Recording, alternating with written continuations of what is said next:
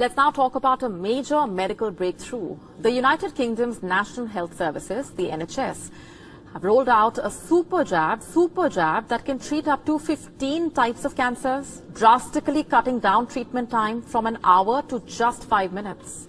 The newly approved injection is under the skin version of nivolumab, an immunotherapy drug that helps the body's own immune system fight cancer. Instead of a traditional IV drip, patients will now receive a quick jab, saving time, space and stress, and can fight 15 types of cancers, including lung, kidney, bladder, skin cancer.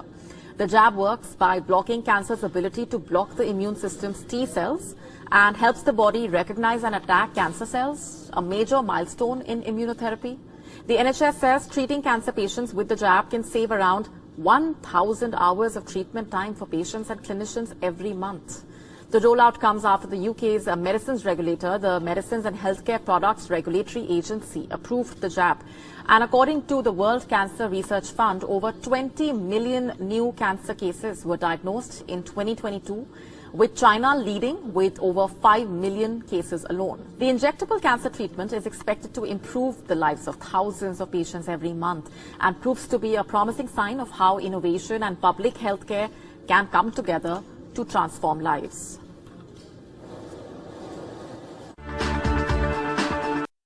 The super jab. Boy, they're going to pump so much fear and they're going to make this sound so good that you're going to want everyone to get it, because even the World Health Organization has this under the essential medicines list. Wow. Woo. All right. And we trust the World Health Organization, right? And all their partners and everything. We sure do.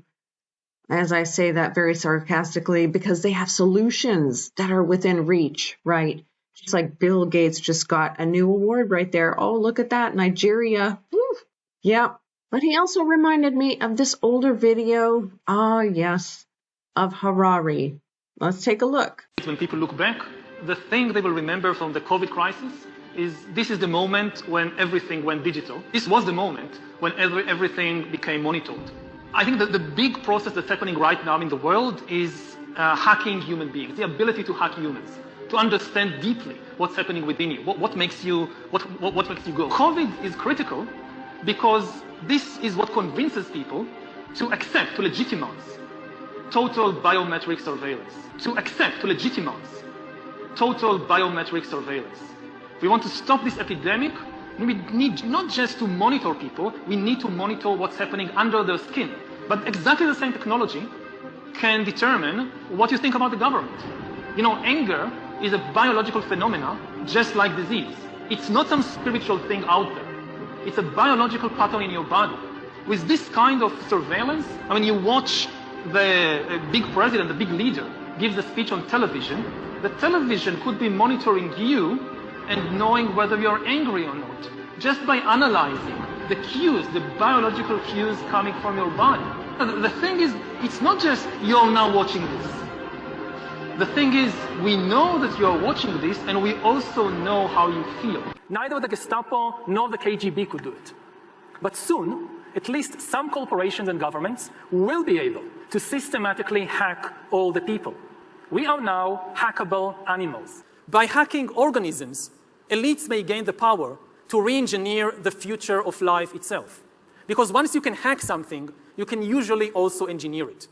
So does the data about my DNA, my brain, my body, my life, does it belong to me, or to some corporation, or to the government, or perhaps to the human collective? Humans are now hackable animals. You know, the whole idea that humans have, you know, they have this soul or spirit and they have free will and nobody knows what's happening inside me. So whatever I choose, whether in the election or whether in the supermarket, this is my free will, that's over. Free will, that's over. That's over. Over. Today, we have the technology to hack human beings on a massive scale. Yeah, I mean, everything is being digitalized. Everything is being monitored. In this time of crisis, you have to follow science. It's often said that you should never allow a good crisis to go to waste because a crisis is an opportunity to also do good reforms that in normal times people will never agree to, but in a crisis you see we have no chance, so let's do it. Vaccine won't help us go the to vaccine the test, of course. will help us, of course. It will make things more manageable. Surveillance, people could look back in 100 years and identify the coronavirus epidemic as the moment when a new regime of surveillance took over, especially surveillance under the skin, which I think is maybe the most important development of the 21st century, is this ability to hack human beings, to go under the skin, collect biometric data, analyze it, and understand people better than they understand themselves. This, I believe, is maybe the most important event of the 21st century. All right, I added a few other my clips in there because we know exactly who Harari is. I mean, he's written several books. He says humans are now hackable animals, He considers us animals. And he doesn't believe that we should have control over our own souls and spirits and free will and everything else. I mean, this man, of course, he's a part of the whole system, right? He's in the World Economic Forum. And he believes the era of free will is over. So that's interesting because, I mean, like I said, we know exactly who he is, the books he's written. I mean, but just it gets me more excited. Not mad, because I don't get mad at watching the news like I used to. No, because it's all full of lies. And it just reminds me more and more when Harari speaks that Jesus is coming soon. He's coming soon, and I hope you're ready. Because I'm ready. I'm so ready. So don't get angry when you're watching the news. Try to always step back and remind yourself it's full of lies. Listen, sure, watch, but trust God alone. He'll give you the peace, the joy, and all you need, because we know they're all in unity. Every single one of them. We know they're all united. They all give each other awards. This is all a big show about moving money. Even Zelensky's gotten a couple new ones in there, from Finland. Wow. And of course, I'm sure if Kennedy didn't stand up against the measles, why would he stand up against a super jab? It's super. What a show they're showing with Elon Musk and everything, all coming against the BBB, right? The big, beautiful bill. What a show. All right, I can't tell you enough. We don't trust these guys. I'll show you their pictures, ask, share comments, everything. It's a big show. We understand it. Don't get upset.